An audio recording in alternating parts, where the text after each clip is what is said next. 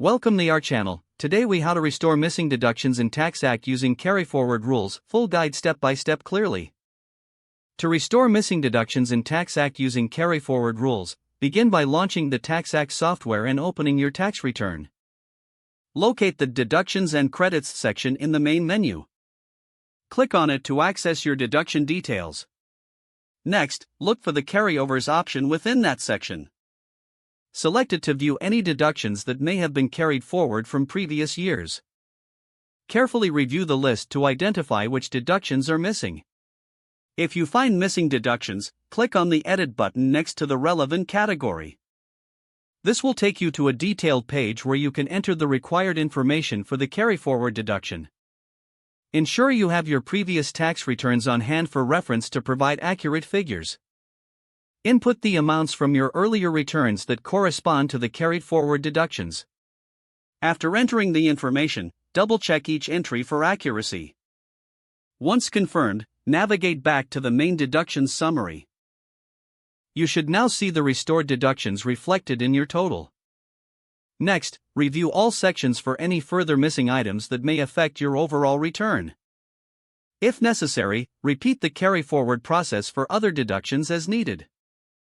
Finally, save your changes and proceed to file your return or continue with further adjustments. If the page does not load, refresh the browser or try again in a private or incognito window. Make sure you are using the correct email address, then retype it carefully to avoid small typos. If your password is not accepted, use the reset option and create a new strong password you can remember. Check your spam folder for verification or security emails, then complete any requested confirmation steps. Enable two-factor authentication if available to improve account security and reduce unauthorized access risk. After signing in, review your profile details so your contact information and settings are accurate and current. If you see an error message, note it down and try again after restarting your device and internet connection.